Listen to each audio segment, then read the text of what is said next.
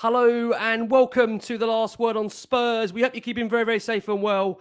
Thank you so much for joining us as we provide you with the big match preview ahead of Bournemouth to come on Saturday. Yep, one game a week, no longer Champions League, FA Cup, League Cup to play for. It is the sole one game a week, which Antonio Conte, of course, would have loved, but he's not here to see it, of course, having one game a week to deal with. Back on Last Word on Spurs here. We're going to provide you with that big match preview. If you're listening to the show for the first time, you can find us on iTunes, we're on Spotify, we're across all major audio platforms. We're, of course, on Twitter at Last Word on Spurs. We're on Facebook and Instagram too. And delighted to say I'm joined by three great guests, one debutant, two that kind of know their way around the block by now. But let's get into the guests that we've got on for tonight. Let's introduce the debutant. Delighted to have her on. We've finally got a date in the diary. We've got the wonderful Holly Clemens on Last Word on Spurs. Holly, how are you? Hi, Ricky. Yeah, thank you so much for having me. As you just said, finally got a date in the diary. Really pleased to be on. I mean, it's pretty ironic that my debut as well, the club's in absolute turmoil. But anyway, hey, let's keep it positive. Yeah, I mean, it's fair to say from our end, we picked the times to give debuts out on this show. I think, to be honest with you, Holly, if we would have given it to you today or in the next 7 or 8 weeks, I'm not sure if it would have made a massive difference given the nature and basket case of this football club. Back on Last Word on Spurs, twice in a week we are blessed. We've got the wonderful John Wenham over at Lilywhite Rose. John, how are you, bud? You okay? Yeah, I'm okay, mate. I was at the game Saturday. I'm still kind of recovering from that. I know we got the win in the end, but it wasn't enjoyable. It was very stressful and it was kind of a feeling of relief as the goals went in rather than enjoyment of the football we were playing. So, yeah, lots to talk about. And I hope that we can, over these next 8 games, start to play a bit of better football, start to see maybe the players that are going to be here next season integrated a lot more, and maybe some of those academy players make their debuts and get some more action in the Premier League. Yeah, absolutely. I think this is now an opportunity for some of those players that haven't really been given an opportunity. The likes of Danjuma, you'd say, will he now come to the fore and be given that opportunity? We're going to get really much into that and so much more on Last Word on Spurs. Back also on what's been a quiet week for him. Normally, like I say, when he comes on, there's always some kind of drama and hysterical reaction to have to come back on Last Word on Spurs for. Pat, lovely to have you back on. Bit of a quiet week in the life of Tottenham for once. That's it now. Happy to be here, man. John, pleasure. Nice to meet you as well. Holly, that's a brilliant shirt for your debut. My favourite shirt.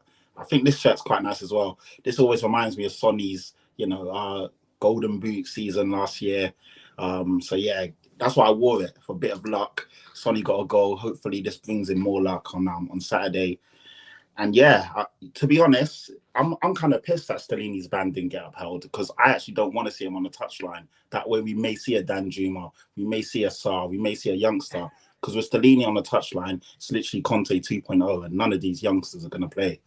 So I'm a bit, yeah. But anyway, other than that, I'm happy to be here. So yeah. All good. Thanks, Pat, as always, bud. We're looking forward to it as always. Well, listen, Pat, you've kind of taken us off where we want to go really first, and that's in relation to the big breaking news on the Wednesdays we record this, and that is that Spurs and Brighton, they've been charged for the mass confrontation on the touchline between the coaching staffs on that respective Saturday. It means Cristian Stellini and Roberto De Zerbi will face no further action after their red cards, and as Pat puts it there, they're both available for their respective clubs on the touchline. It does mean more of Stellini ball to come on Saturday as we try and mentally attune and prepare ourselves to that. Holly, we'll start with you. How do you take that news of Stellini being available back on the touchline for Saturday? Look, it is a bit disappointing. And as was just mentioned there, another week of Stellini ball. It's like Conte never left. But what's interesting is his second game now as actual head coach, and that happens. I think we are in a position where we needed some reassurance, and we didn't get that from him. So to have an incident like that where he got into drama with the other manager, it's just not what we need right now while we're in the race for top 4. We needed some stability. We needed him to take control, and it felt like a completely out of control situation. I think he added fuel to the fire before the game even started. Comments he made about De Zerbi, and it's just, I don't know what he said to him, or even if he did say something to him on the touchline, but the drama that unfolded from there sort of took away from the football and what we needed to see happen. And yeah, it didn't keep control of the coaches. it was just a bit embarrassing. I mean, it wasn't as feisty as our Antonio Conte, Thomas Tuchel drama that we had at the start of the season, but I think it was a little bit snaky, and I didn't get good vibes from him. I think the players are so down and a bit demoralised at the moment, and they needed someone to really steer the ship as we approach the end of the season. So it was a bit disappointing. I think he deserved to be out this game. Was quite looking forward to having a break from him, actually. It's funny, isn't it? I mean, the guy's been here for it was his second time actually in control of the first team. John, come over to you, and I've got to say, I think upon his appointment, I think there was a vibe around that maybe he might be changing certain aspects of the team. We're going to see maybe a more front foot Tottenham, but I think we can't get away from the fact that look, he is Conte's man. And ultimately, I think we said this last week, he's going to ultimately probably follow in Conte's footsteps, that wherever he'll go next, he'll most certainly be Conte's number 2. So I was never really thinking it was going to change into a more expansive expression type football where it was going to be really free flowing. I should read out Daniel Levy's piece now from obviously when he was looking for the managerial hunt of what he said. But ultimately, how do you feel, John, about the situation? We'll probably bring Brighton into it, the game itself, because I mean, outsiders will probably look at the table, and it was yet another unconvincing victory. But Spurs are just 3 points off third place, with now 6 points separating them and those that are behind them. So, listen, we can't get away from the fact that I'm sure the brand of football isn't what we want, but the table suggests that it's closer than what it is. But I know mentally, and as Spurs fans, we probably don't feel anywhere near right now being in the position to achieve a top 4 finish. What do you think? Yeah, Ricky, when Stellini was appointed, I wasn't as against it as many. I looked at the simple fact that he'd taken the game in Marseille, he took the game against Preston, he took the 3 home games against Chelsea, Manchester City and West Ham. We won all 5 of them. Yes, he had the defeat versus Sheffield United, but, Brighton's another win. But I've got to be honest with you, I was looking for a lot more. I was looking for the players also to come out and be more refreshed. We can say, Stellini tells them to this, or sometimes the players have got to take a bit more responsibility and go out on the pitch and just deliver and put on an exciting show. And I was kind of felt like that performance against Brighton was horrendous. We were so lucky to win the game. They had so many opportunities. Brighton disallowed VAR goals, penalties, shouts turned down, hit the post. Just our 2 outstanding players delivered, and it was great to see Sonny score as well. Really, really pleased for him because he's had a really difficult season, and I hope and pray that between these last 8 games he can now go on a run with a bit of confidence. And if we can have Kane delivering as he's done all season, and Sonny now getting a bit of confidence up and scoring a few goals, then I think we can end the season positively. But it does always feel like we're in a false position in this table. I remember before the game at Everton, another terrible performance. We could have gone third with a win there, and I thought, how poor must the league be this year if we can go third, because I've seen so many underwhelming performances this season, so many easy points dropped. When Everton went down to 10 men and we still couldn't get the job done, that was really, really worrying. But just on Stellini again, I personally felt a little bit sorry for him on Saturday. I saw De Zerbi, come over and do that really patronising, in the face before a ball had been kicked. I've not seen that in my life. Not even seen Mourinho do that sort of thing before a game started. So that kind of put him on the back foot straight away. This is a guy who's only doing his 2nd ever game as a caretaker manager, being approached that way. I personally saw it as more of De Zerbi trying to put his authority over him before a ball had been kicked, and kind of a tactical mind game. Obviously, we've ended up winning the game, so great, albeit very unjustly. But I thought it would have been slightly unfair if he was banned actually when De Zerbi started the game in that manner and then continued to attack him and the Tottenham coaching staff throughout the first half. I appreciate they might have felt slightly aggrieved, but I felt a bit sorry for him. So I think the correct decision's been found, and I think De Zerbi probably should be banned, but not Stellini for his behaviour on Saturday. Yeah, it's an interesting one. I mean, look, we did dive into a lot of that, of course, on our post-match reaction show in regards to the Brighton result. Pat, just to bring you in, look, the PGMO have subsequently this week admitted they've made that decision. Well, they've made a mistake by not awarding Brighton that penalty against Spurs. Of course, we want to secure the 3 points. De Zerbi saw their 2 goals chalked off by VAR, and we deny what looked like a clear penalty. We can't get away from it. Obviously, Højbjerg appearing to foul Karu Matoma in the box. Just give me your feelings, Pat, on that performance at the weekend and the fact that we've got 3 points and where that you feel leaves us now in amongst these next 8 games for Tottenham. Yeah, I mean, we dodged the bullet massively on Saturday. I was at the game, as you know, I'm a season ticket holder. So for my sins, I've been watching this brand of football all year long. And we were under the cosh the whole game. It was, wave after wave. And I was looking like, wow, this Brighton team are actually really good. Or are we really bad? It was a bit of both. And we were played off the park. Like John said, I mean, it felt like it was prime Poch, like we had ran it back about 4 years, and Son and Kane, our two main guys, just coming to life and pretty much winning us the game. And that was literally the difference. Son, what a fantastic goal. That looked like the Son of last year and the Son that we all know and love. Just took the ball on, created his own goal, top bins, the keeper had no chance. And then Kane's always Kane. He's always good for a goal or two. And but other than that, there was nothing to talk about. We were just poor. Hugo Lloris, as much as I've loved him as a keeper, I don't understand why he came straight back into the starting lineup, because you see the difference there. Yes, he's a fantastic shot stopper, but he created us or caused us to be under so much pressure with his crap short passing and bad kicking, and it just let them have wave after wave. And with Fraser Forster, we weren't under that much pressure when we were trying to play out from the back, because he wouldn't just do the same stuff over and over. And it got to a point where we were actually jeering sarcastically when he actually decided to boot the ball up. So when you see him, obviously wave the defenders up, the whole crowd was like, yeah, like, about time, wake up. So poor. And Stellini, as much as Stellini wasn't at fault for getting sent off and shouldn't have got sent off, I wish it would have stood, because then at least with Ryan Mason, we actually see some balls. Ryan Mason pushed Dyer up. He allowed us to play with a bit more free-flowing football. He brought Danjuma on. Again, the crowd jeered sarcastically. Like, this is a guy we've had since January, and he's played about 1 or 2 games. Like, what was the point of bringing him in? And it's just the same crap over and over and over. And it is such a weird feeling, because we are only 3 points off third. We've won the 4th most amount of games in the league. We scored the 4th most amount of goals. And I'm looking at it like all these stats actually indicate that we're a good team. And I'm just like, how is this possible? And the league this year has actually probably been the most competitive it's ever been, in terms of the top 4 fight, in terms of the title fight going down to the wire. The fact there's like 6 or 7 teams that can legitimately get relegated.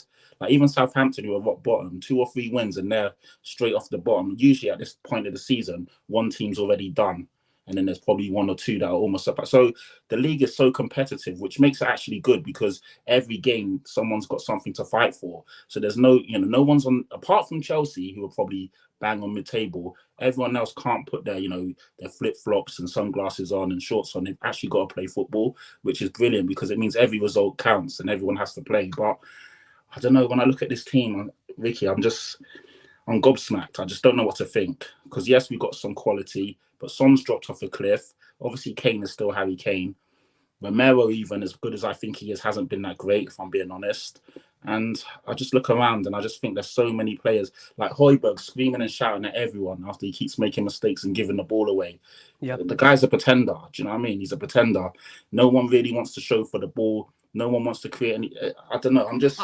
I do think, Pat, on Højbjerg, I just think if Spurs want to play a progressive brand of football, I'm not quite sure whether he's the right guy for the future. Nah. But many will shout me down and probably say that, in the Euros and even the World Cup for Denmark, he played in a much more forward advanced role. So there'll be many that will shout me down for that. I can see John nodding there. So I just wonder again, if the players are being asked to play this specific type of system and pattern of play, are we going to really see the best of any of them? We are going to come into Kulusevski's form. I can see John would have come back in there probably on Højbjerg as Pat picked up there. Yeah, well, not just on Højbjerg, but also on Brighton. I think my overriding feeling was Brighton seemed miles above us. The results didn't seem sustainable. It didn't seem like that if we started the league again today on 0 points and Brighton on 0 points, that we would finish above Brighton. They looked far better than us. They looked organised. They had Caicedo just picking everything up in midfield. And any team this season that has gone against us with 3 in midfield against our 2, especially when we haven't got Bentancur there, who's our best midfielder, they just overrun us and they win the battle. So, I'm desperate, really am desperate for the next manager to come in and look at the defenders we've got and say, we don't have 2 good defenders, so to play 3 is insanity. Let's go back to a system where we get higher up the pitch. Let's get 3 in midfield. I'd rather we started that now and got someone like Papa Sarr in there who's proved his credentials with that performance in the San Siro. Whack him in there along with Skip, along with Højbjerg, and let's get on the front foot further forward. This whole process of picking 3 defenders when we don't have defenders of that quality, I just find bizarre. I really do. I think Porro actually will be fine if he had to slot into a right back role. I've seen a real development in him actually the last couple of games. I think he's very good defensively and going forward. I think we've seen some really good performances from him personally over the last few games, whereas the team performances haven't been great. So I've got full faith that Porro is one of those just very good footballers who'll be fine, whether he's part of a three at the back with wing backs or just a right back. So I think I'm looking forward to seeing him over these remaining games. Definitely, I really want him to nail down the slot for next year. And obviously we've got Udogie coming in as well at left back. So there are some signs, but I'd really like us to give Sarr some opportunities between the end of the season. And I would still be pushing for a change of formation. I just don't think we've got, and I haven't done since we started it, 3 centre-backs that are worthwhile, including out of only 11 players you can name. Yeah, I mean, Holly, just to come over to you, there was that feeling, and we actually said it on our post-match show after the game, that when Stellini was sent off, or I say sent off, he was sent up to the press area, that Mason was in control. But from what we understand, good friend of the show, Ali Gold, is that a lot of the decisions being made by Stellini, well, a lot of decisions being made on the pitch by Mason in that final 25 minutes, half an hour, were much dictated to by Stellini. Apparently, the plan was to bring on Danjuma. There was meant to be those changes that were being made. So I just wonder, by the fact that really those were Stellini's changes in those final 25 minutes, that seems to indicate really that not much is probably going to change in these next 8-9 games. Do you think on the basis of how we're playing right now, is there any remote chance Spurs could still finish in that top 4? As negative as I started, I am naturally quite a positive and resilient person. I haven't been a Spurs fan all my life. And I always try and push that narrative because I think if we don't, then what the hell is the point? Like, do you know what I mean? We are a resilient bunch. I think I saw Stellini because I went to the Preston North End FA Cup game and I saw Danjuma score his debut goal for Spurs. Brilliant to see him, get out and on the pitch and also score a goal. You could see how much it meant to him.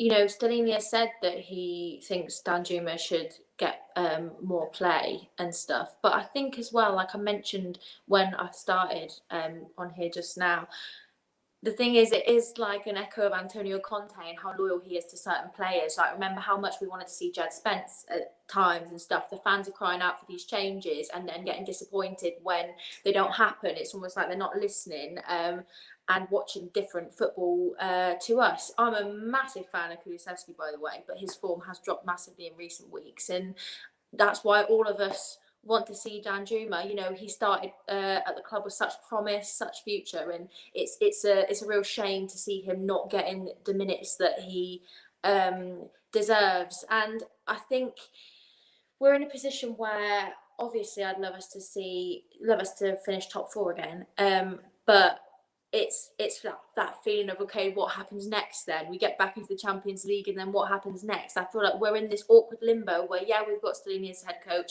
He had a great run of those games. I was so positive. I was singing his praises back then, obviously. And then it just That's all we were. Feels like a copy and paste of Antonio Conte now. So I almost just feel like we just need this fresh start now moving forward. But I really hope that he listens to us and makes the changes. Obviously, we're not there in training, but some things need to change because we should have performed better than we did in our last game.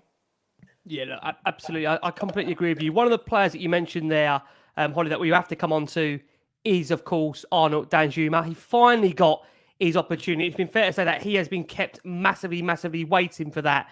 And he'll be hoping this is the start of things to come, Pat, coming over to you.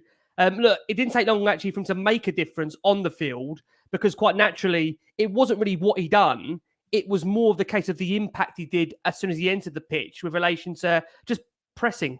It's funny, we have players in that squad that have got a different array of ability.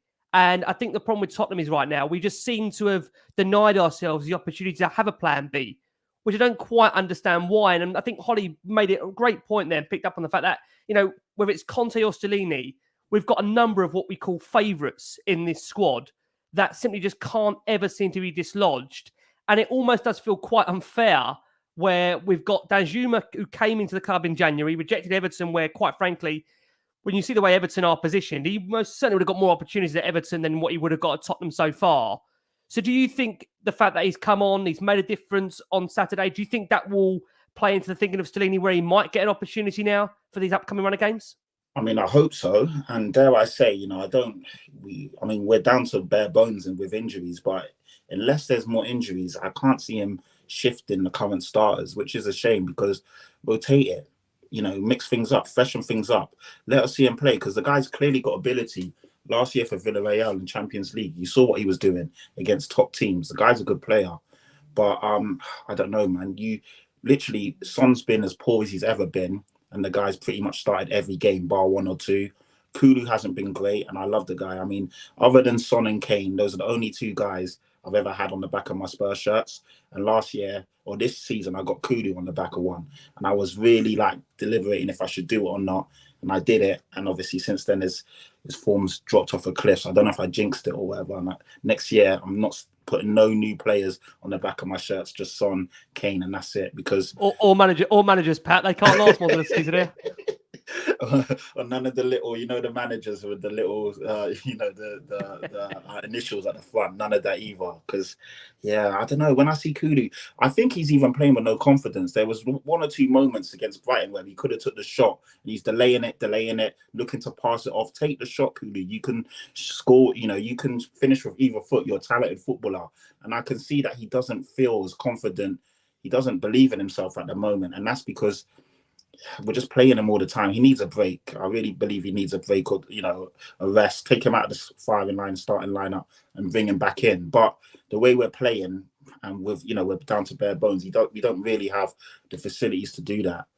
And I don't know, man. Like Holly's saying, I do believe, funny enough, I still believe that we could finish third. I honestly do. The fact that we still got to play Man United and Newcastle, and the fact that we're still winning games, I do believe that we can do it. Newcastle, for me, I'm still not sure about if they've got enough goals in that team. Defensively, they're very solid. Best defensive team in the league by a country mile, but they don't score enough for me. And Man United have got a lot of games in a lot of competitions, and you're seeing it take its toll on the players. Rashford's out for a week, so I think we can catch them. But when I look at the brand of football we're playing and how we're playing, it does baffle me to see how we are where we are. But we are. So I take it, and obviously fingers crossed, toes crossed.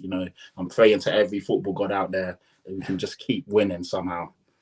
Yeah, it's interesting, John, coming over to you. Look, we will bring also Kulusevski into the equation because obviously that's the man that Danjuma replaced at the weekend for those final 18, 19 minutes of the game. I think it was actually a bit less than that. Give me your thoughts, John, on what you saw from Danjuma in that cameo that he was on the pitch. And do you think on the basis of what he's done in that period, he has earned himself more of a chance? And will Stellini be affording that opportunity to him in the upcoming games, in your opinion? Well, I think first things first, it was great to see us actually use the subs. I find it absolutely baffling that we were one of the clubs that really lobbied for 5 subs to be able to be used. And we never used them. I'd love someone to get the stats for me. We must have made the least subs in the Premier League this season without any doubt. I see other clubs making 3, 4, 5 changes. We haven't made any yet. And on 91, we'll bring on Sanchez for Longley or something along those levels, that makes absolutely zero in-game difference. It's a complete waste of time that we bothered lobbying for it. It's so, we're not proactive with anything. We're just reactive to stuff. And I just find it embarrassing, really, that we bothered to make such a song and dance about something and then we don't act upon it. On Danjuma, he did well when he came on. But actually, this is going to sound incredibly harsh. Now that Richarlison is back as well, I don't actually see Danjuma getting a look in at all. I think Richarlison will be the one that will come in for Kulusevski. Richarlison is the one they've paid £60 million for. He will get in front of Danjuma, make no mistakes about that. So I think what we'll see is if Kulusevski is going to come out of the team, as he probably should do, because his form has been horrendous for most of the season. The only game I can think of where he was fantastic was Southampton, and that was game 1. Yeah, opening day of the season. He's had a really poor season, if we're being honest. I know he's had a couple of injuries, but he's had a really poor season. So I actually think that Richarlison will be the player that comes in. Then Danjuma will be back on the bench, back in with Kulusevski. And it might be that Kulusevski being out of the lineup for a couple of games will reignite him and he'll come on and come in again. So I just don't see Danjuma getting too many opportunities between now and the end of the season. Lucas has only got one more game on his ban. He'll be back on the bench, whatever you make of that, rightly or wrongly, because he's announced, or it's been announced that he'll be going at the end of the season. So quite why he's being provided with opportunities in front of Danjuma with somebody that was turned down other clubs, a proven, as Patrick said, scoring in the Champions League last year. And he needs to be able to give an opportunity to show why we should maybe buy him, but he's just not being presented with that whatsoever. I feel really sorry for the guy. He seems to post really kind of positive messages every day, training hard, working hard, seems to get in there early, stay late, and just doesn't get rewarded in any way. But I just think with Richarlison back now as well, he will not get a look in. It's interesting. Obviously, after the game on Instagram, Danjuma posted, "Amazing to feel the support from the fans for our win. Let's keep pushing." He ended that caption with a little square blue box with the word "free" in it.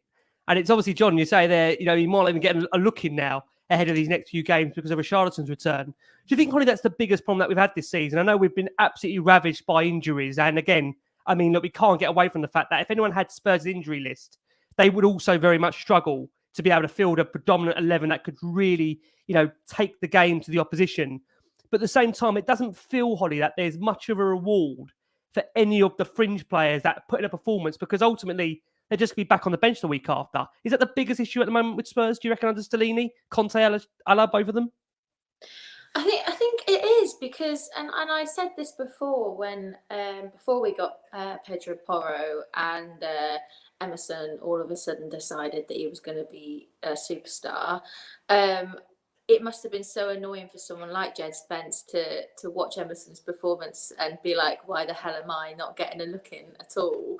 And I think that is just one case which can be reflected across multiple positions. And I think it must be really frustrating, especially to be a newly signed player and be like, massive club, huge opportunity, and not getting the minutes that they deserve. I think as well, my thoughts are, if something's not working, change it. Like, why are we leaving it so late to make changes sometimes? Like, it just makes no sense. It's like, okay, yeah, they've been great in previous games, but it's not working today. It's like, how are we going to finish that game? That needs to be the focus. We need to take each game as it comes. And I think sometimes the changes aren't made as quickly as they should be.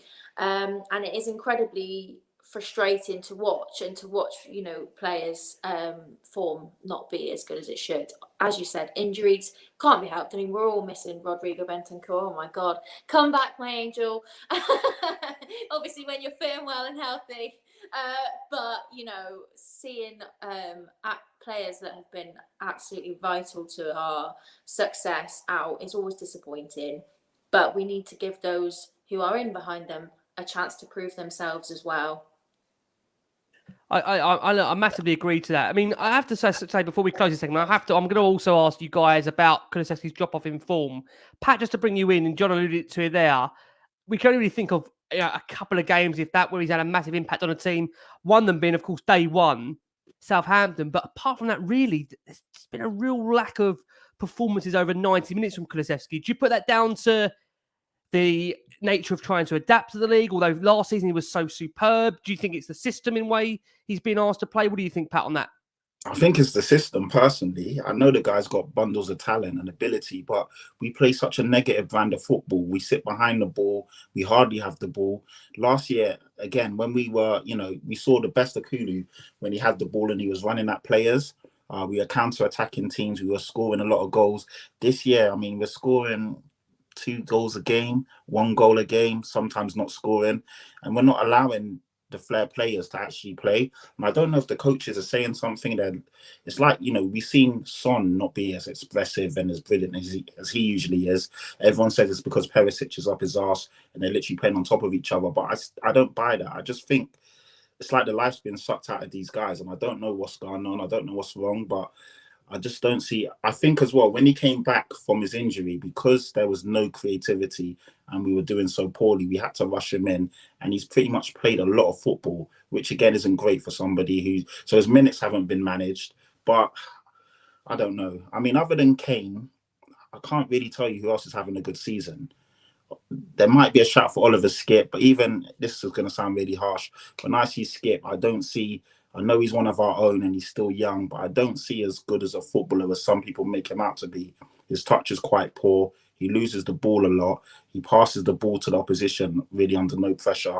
And he's him and Højbjerg are much of a muchness. So when you've got those two in midfield and you've got there's nobody to make that pass before the pass. If Kulu gets the ball and doesn't run at somebody and make his own space or make his own, beat his own man, he's never going to get to be that creative player to then feed Son or feed Kane. So we just need better tacticians and better dribblers behind or next to Kulu, and then we will see a better Kulu. We need better ball carrying defenders who can actually pass to him in decent lines and lanes and allow him to then express himself. So there's a lot going on. Again, I go back to Lloris's kicking. When is the last time you saw Lloris actually free a man, find a man, and then we can create a counter? It doesn't happen. So all these things, when they add on top of each other, is why we're not seeing the best of Kulu. But his form hasn't been good as well. I can't just blame it on that. So I think it's a combination of things. John, just to bring you in on Kulusevski, I could see you animated there in the background as I brought him up.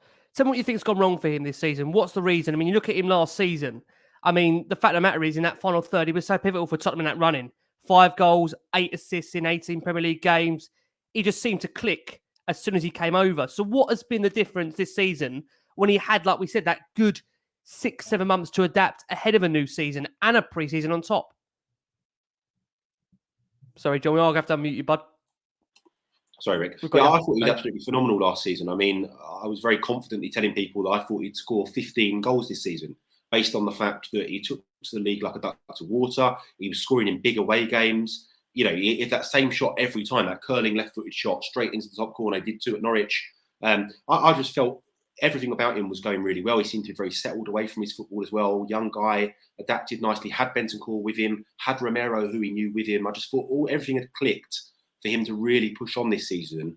And I thought he would probably treble in value, actually, by the end of this year. So to see what we've seen is hugely underwhelming. But as Patrick said, there's so many issues in this team. And I sort of feel like, the managers we've had this season aren't getting the best out of the players anyway. I feel like somebody else could come in and get more out of the players than what we're currently seeing. So I think with Kulusevski, I still definitely want Tottenham to buy him. I think at 22, there's huge, upwards growth in his potential. And I think he's already shown that he can be a super Premier League player.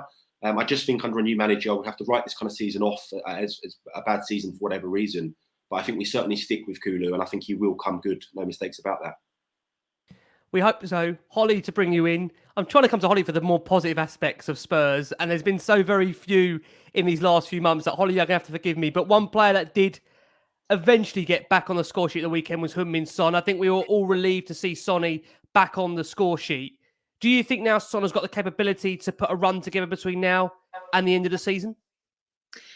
I hope so. Now, listen, I'm always going to have a special place in my heart for Sonny, always. And I will back him till the day I die. No matter what he does, I literally will always back him. He has been a bit disappointing this season. It was nice to see him hit that record. Obviously, a really special record for him and another great record for the club.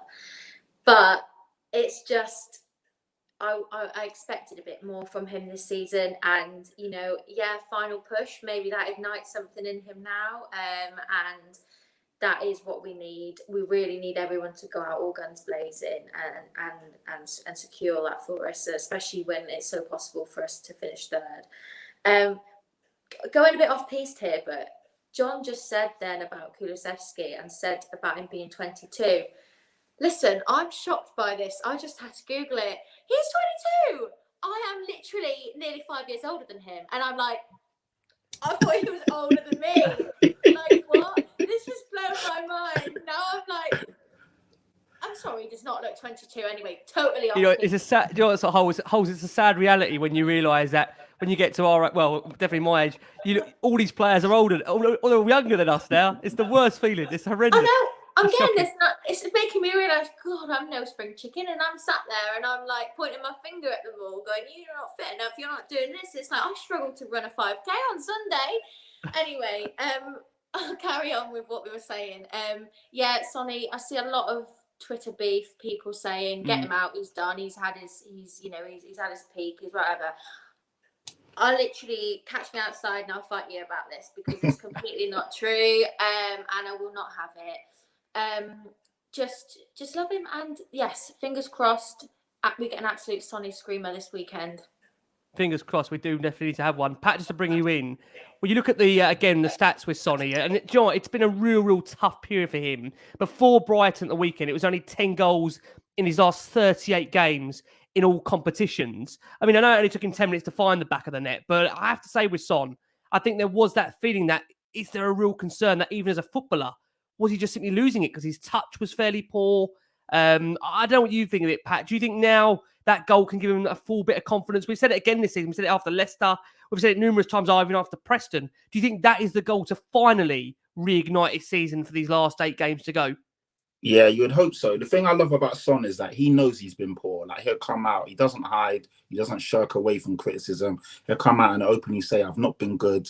You know, I don't know what's going. Well, I mean, he knows what's going on. And I think his granddad or someone close to him died, so he was wearing the black armband. So he touched on that, and he's openly admitted time and time again he's not been great. But he says he thanks the team and the fans for backing him, and he's willing to like ride out and die, and and obviously push as hard as he can for these last remaining games. And that's what you want to hear from someone when they're not playing well and they're not doing. He scored a brilliant goal.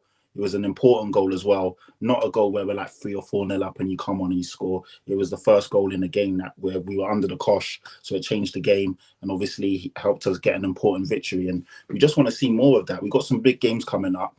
And if Son can go on a run and get 4, 5, maybe 6 goals in our last 8 games, 7 games, whatever it is, that will massively help us. I think he's on 7 for the season, which for him is so underwhelming. We'd expect him to be on about 12 to 15 at this stage. Yep. But if he can get to about 15 goals, then even though it's not been a great season, that will definitely help us in our push. So, there's still, I don't understand when I keep seeing people on Twitter, sell Son, this is the last year we can get some money for him or some value. It doesn't make sense. For me, still one of the best wingers in the world. Yes, he's having a bad season, but tell me what player hasn't in the whole span of their career had a bad, run of games or a bad season. Hopefully next year he will be back to his best. One thing about Son is that you do see him try, even if it's not working, he will try and try again. He's never been the strongest. He's never been one to obviously fly into tackles and win aerial duels. So sometimes as well, I feel no one really talks on it. We're playing him out of position. We're playing him back to goal, expecting him to win balls and win headers. That's not his game.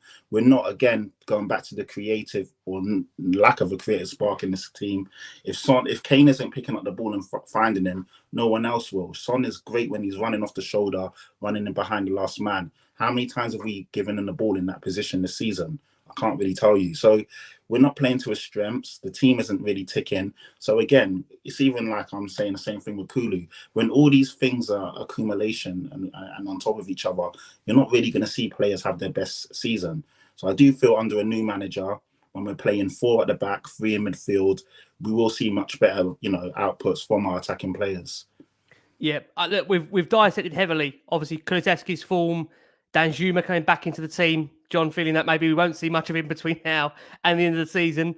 John, give me your thoughts finally on Sonny before we look ahead to Bournemouth to come at the weekend. Do you think that goal can reignite his season? I mean, it's mad to think that only, you just flash back a year. This guy is going for the golden boot. And as Pat says now, 7 goals for the season. I could see you shaking your head there and also disbelief at, the fact that he has had this off season. But I think when you look at players around the world, I mean, Harry Kane probably must be one of a few that has been ultra consistent over a 7-8 season, And that's so why, maybe, Rick, that's simply why Harry Kane is world class, because he's so consistent. He's a 20 goals a season guaranteed man. If he even has an ankle injury and puts him out for a little while, he's still getting up to 20 goals. So, yeah. Has the tactics, John, just also on this, but to come back on this as well, has the tactics, as many have just said, their agencies on the screen there, have they stifled Son's play in your opinion? He seemed to allude to that a little bit after the game, that maybe the way he's been asked to play isn't getting the best out of him.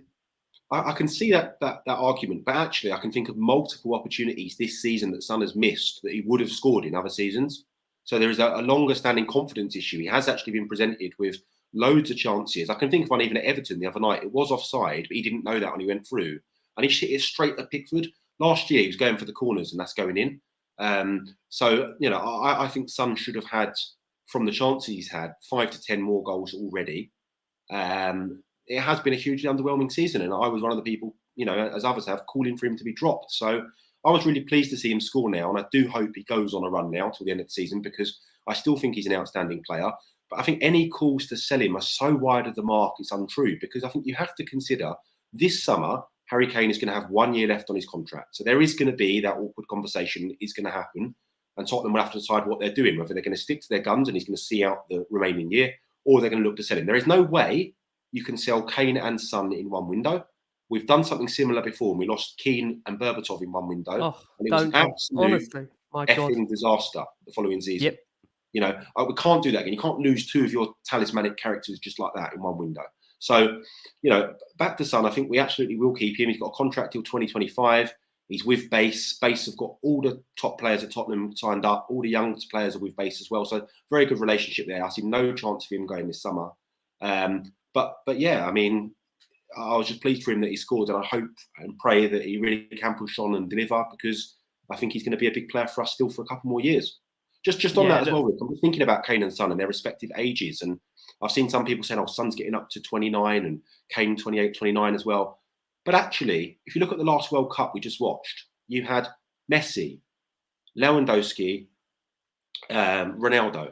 These are guys 35, 37, 36, still playing in World Cup, still being the dominant figures for their countries.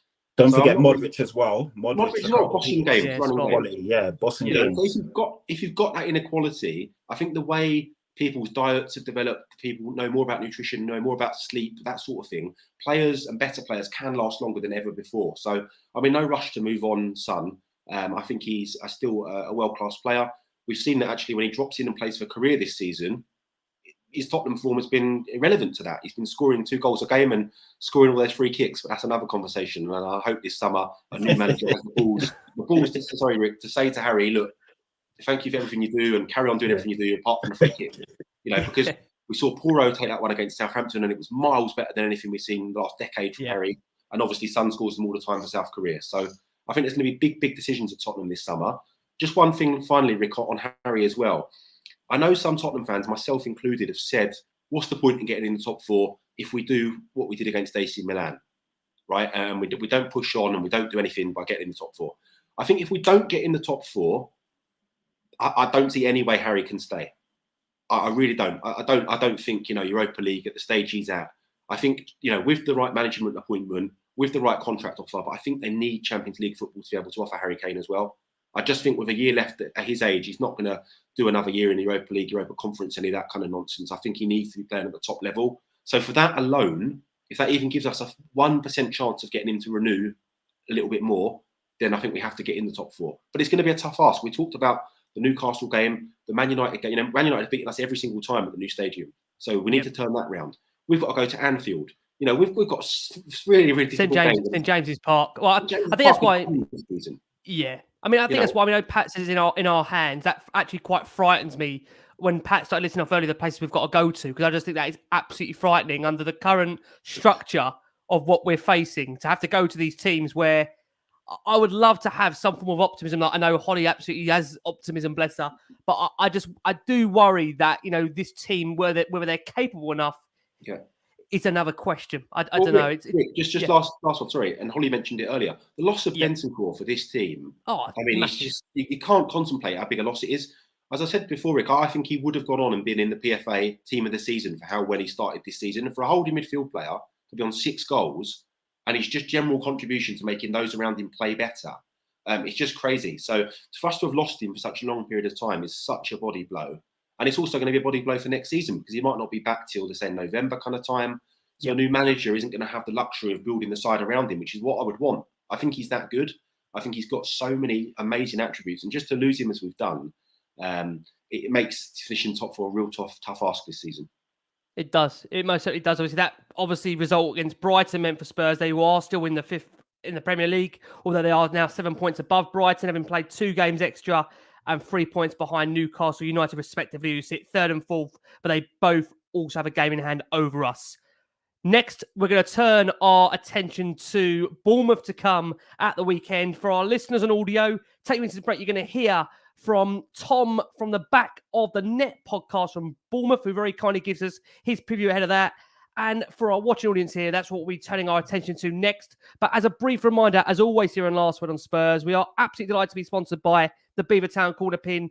That, of course, is the Beavertown bang opposite our South Stand. We are very hopeful of bringing you an end-of-season show, which is upset the end-of-season show might not have much to celebrate in it. But look, we're hopefully going to be there. There'll be some great guests that are going to hopefully join us for that night. We're hopeful it will be after a home game, so it'll give everyone the opportunity that us around Tottenham to come and check us out, because I think, again, we'll try and look back on what's been a crazy, chaotic season in the life of Tottenham. And like I say, Beavertown Brewery have kindly hosted us before and they're going to host us again. Right, Bournemouth to come.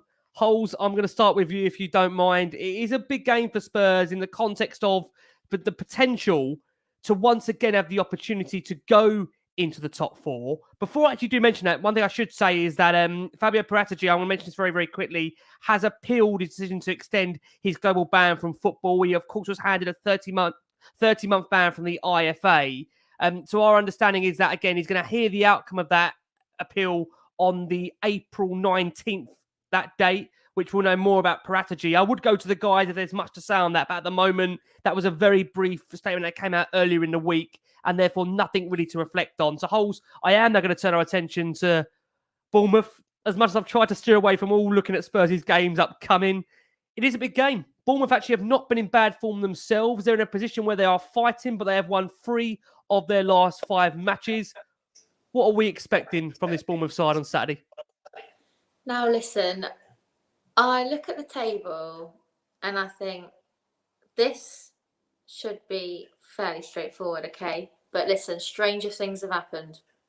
We know this. Stranger things have happened, and the prime example I used is last season doing the double on Man City and then losing to a team that gets relegated. Like, it got relegated. It's just, you know, it comes back to the whole Spursy thing.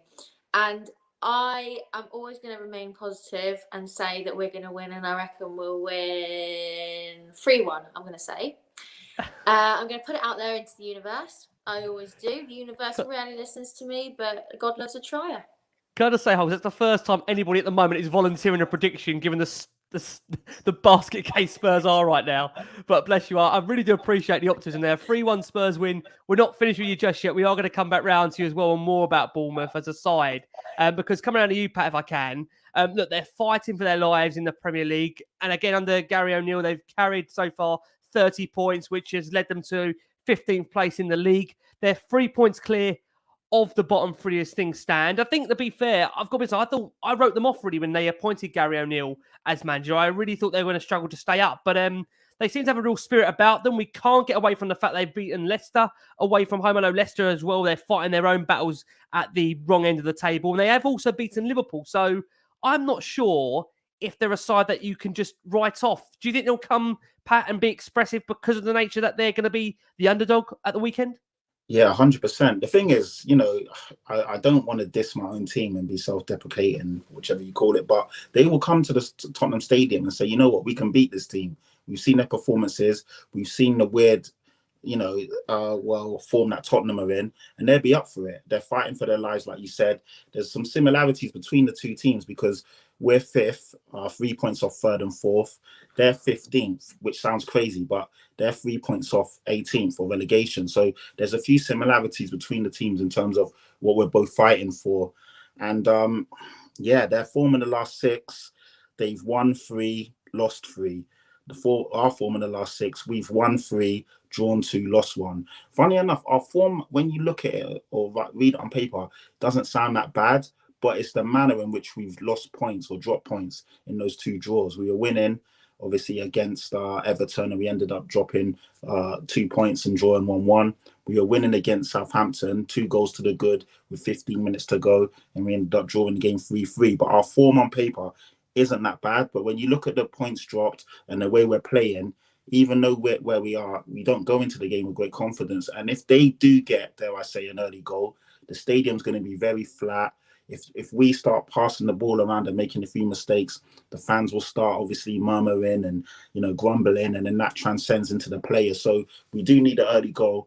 I do think we'll beat them, to be fair. I think we'll smash them. And, you know, touch words, don't want to jinx it, but I do think we actually will beat them and beat them up quite badly.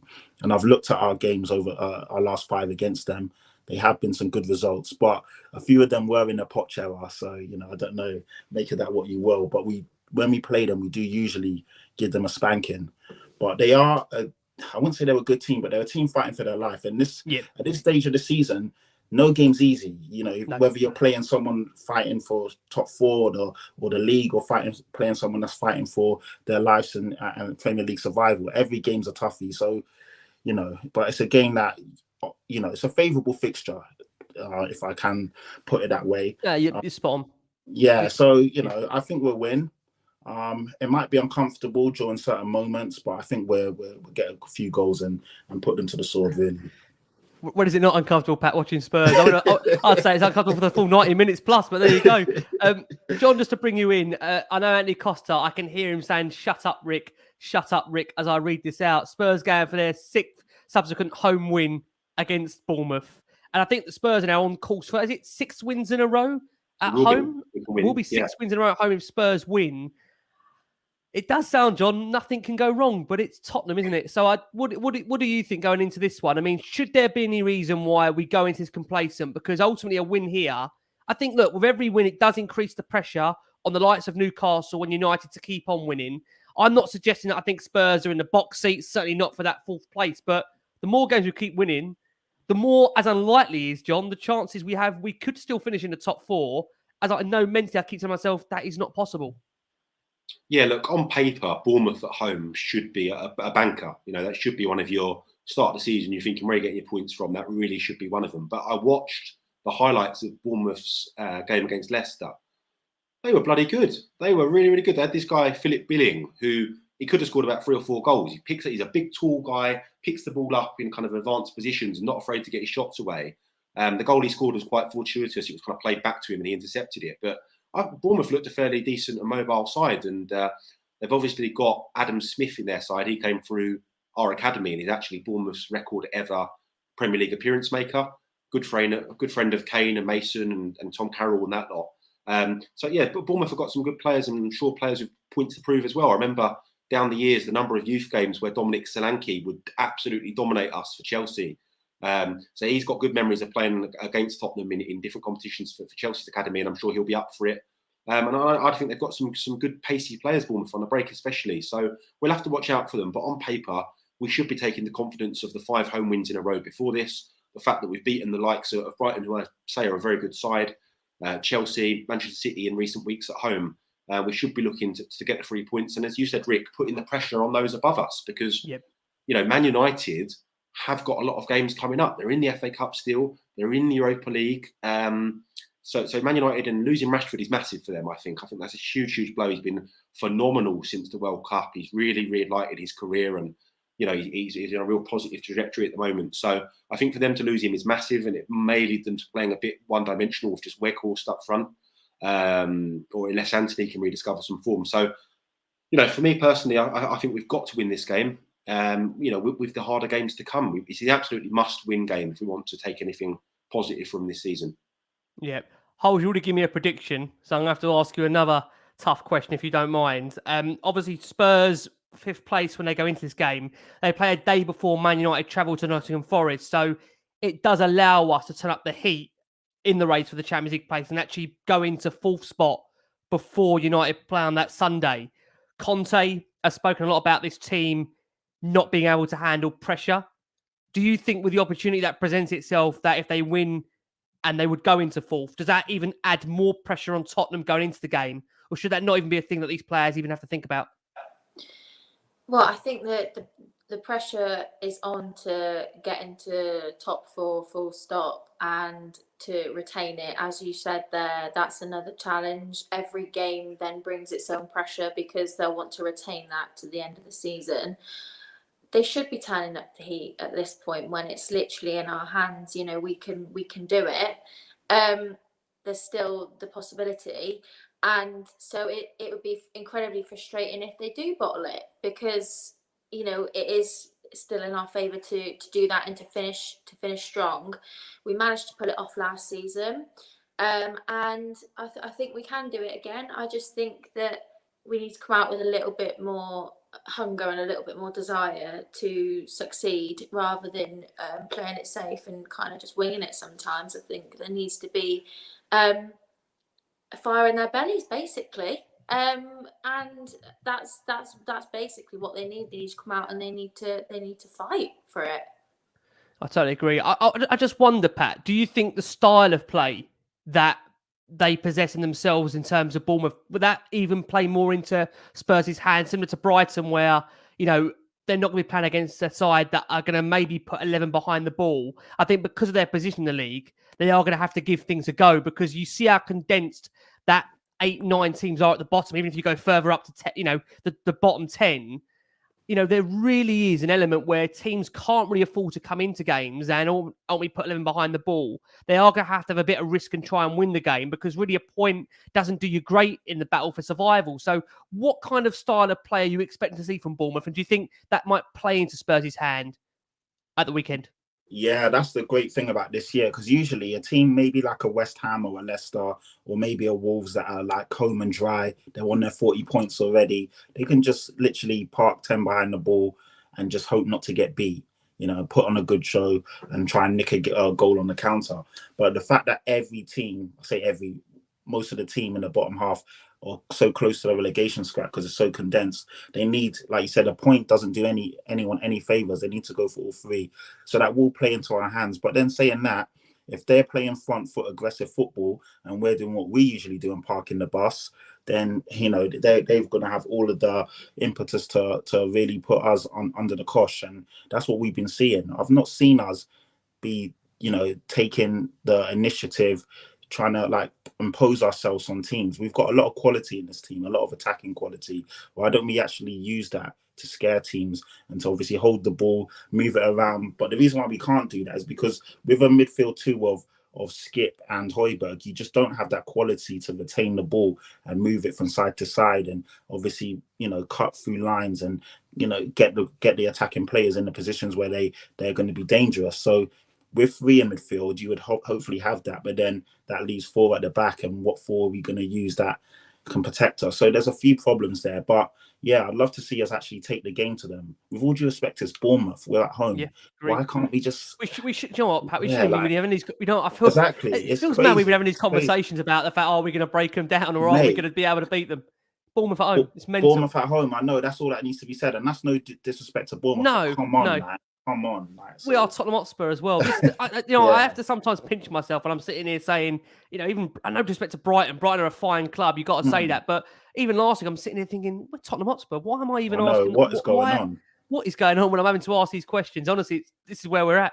But Hol's already given us our prediction. Pat, we're going to go for it the weekend. What do you think? 4-0. 4-0. Well, yeah, okay. I'm going big. After that worrying and 4-0. John, let's bring you in, bud. It's fair to say, John, we've got some real injury problems. Obviously, as we know, we're going to be without the likes of Royale, Davis, Sessegnon, Basuma, Bentancur, of course. Moura still 7 at band, as you mentioned. Jordan on the screen there asked, do you know of any younger players that can maybe come in on the left to play a back four? And maybe I'll also add to that and say, John, do you think at this stage of the season, will we actually even risk that, given how Stellini has been, as we've mentioned earlier, very much kind of about his favourites? Would he really change things up and give a player an opportunity from the reserves? I've got to be honest, the left back and left wing back in our academy, under 18s, under 16s even, is our weakest area. We had a really good England under 16 left back, Jayden Magoma, pounced on by Southampton and taken away. That's another bigger question. In what world are Southampton cherry picking our best academy players and taking them away from us when we put so much money into Hotspur Way? But that's a conversation for another time. And obviously we lost Dennis Sirkin as well. I've seen there's another question about him there. He chose to go. He was offered a pro contract at Tottenham, but due to a family bereavement, he wanted to go out and prove himself, and he's absolutely done that. So huge credit to him. He's done really well at Sunderland. We do have the 6 million buyback on him, and I know Tottenham always keep an eye on his development. But at the moment, I don't see an academy left back being of the required level to come in and play Premier League football. Absolutely not. It's our weakest area. And it's an area I expect them to address in the summer with a couple of signings for the academy in that position. In terms of just one positive on the academy, if I may, I noticed on Saturday, Academy Year 1 players Jaden Williams and Tyrese Hall were given the opportunity to be part of the matchday squad. So they weren't named on the bench, but they got ready with the players at Hotspur Way, got the coach over to the ground, sat in the training area at the stadium and in the kit room before the game. I think that's a really positive step. That wasn't happening under Conte. So I can only think that is Ryan Mason that's pushing that. And I think it's really good. I think it gives players so that when they are dropped into that environment, they're used to it and they know what's coming, and that kind of rabbit in the headlights moment may not happen. And also I think hence the pun, it spurs people on. It gives them the incentive. Oh, I like this. I want to be part of this. You know, I want to be in a dressing room sitting next to Harry Kane and mingling with these people and knowing them, so that when I'm at Hotspur Way, I can fist bump them and say hello and, you know, all that kind of stuff. I think that's a really positive step by Tottenham, and it hasn't been really talked about in the media. So I just wanted to get that out there. But yeah, back to the game against Bournemouth. I'm going to go with like Patrick. I think it'll be a really comfortable win. I think Bournemouth will attack us, and that will suit us to the ground. They're not as good as Brighton, so I don't expect us to be put under those sort of scenarios that Brighton put us under. And I'm going to go for a 4-0 Tottenham win. Let's go. Come on. Let's go. A lot of positive predictions here. John, for those that are asking questions about the youth, where can they find more youth updates? And obviously, I think the podcast is going to come back at some point. But where can they? Bless people, man. They keep sending me messages saying, John, bring the podcast back. I've just struggled a little bit for time at the moment with my 2 young kids, but it will come back at some point. So just keep an eye on my Twitter or Instagram, and I'll try and post a lot of info about the academy on there for people. Amazing. John, thank you so much. Pat, been an absolute pleasure having you back on Last Word on Spurs. Where can people find you defending our great football club? And try to keep the good name that is Tottenham at the moment. Well, good, it is a good name, but try to keep us alive. Hey, listen, it's a club that we love, and you know Absolutely. what? As bad as it's been, we're still within a fighting chance of 3rd and 4th. So if we can somehow get into the top 4 this season, and this is as bad as it's been, hopefully we can actually get a good manager in. You know, Nagelsmann or Pochettino, one of the two, I'll be over the moon, and then push on and play some decent football again and actually be excited and look forward to these. But anyway, I digress. My name's Patrick Tyrant. You can find me on Twitter. Follow me on there. You'll see all the podcasts and stuff that I'm involved in. I'm involved in some good stuff. And it's been a pleasure, as always, Vicky and John and Holly. It's been great. Loving it. People are asking me, I'm going to go for a 3-1 Spurs win. I don't know why I'm saying that, but I'm going for a 3-1 Spurs. We're meant to be there at the weekend, so fingers crossed they don't let us down. Holes, what a debut. If only we played like you speak, we'd be absolutely fine. So no pressure on the boys for the weekend. Holes, where can people check you out on the socials for more of your insights on Spurs? Yeah, so Holly BBC on Twitter, Holly Clemens on Instagram. I saw in the comments someone basically said I'm the female version of Ricky J. Norwood, and let me tell you, that is not the first time I've heard that, and it won't be the last time I've heard that. And yeah, what a great comparison to, well, you know, what a positive bunch. Thank you so much for having me. I've absolutely loved it, and yeah, I hope to be back again. And thanks, guys. It's so nice to meet you all. Bless you. No, it's been amazing. Definitely the first of many Holes. Thank you so much. Bless Ricky. Ricky's got a lot to answer for. He's one of the most positive guys I know, but we had him on here after AC Milan broke him. So as much as he's the most positive guy, he's had some hard times on Last Word on Spurs. And probably more to come. I think he's still trying to forgive me for the 4 Chelsea back-to-back defeats of last season, bless him. But look, from the wonderful John Wenham, from the superb Patrick Tyrant, from the brilliant Holly Clemens on this Last Word on Spurs, guys, fingers crossed we're going into Saturday and we're going to get the victory. As always, we're back with you for post-match reaction straight after that. But from all of us here, please, as always, keep safe, keep well, and come on, you Spurs.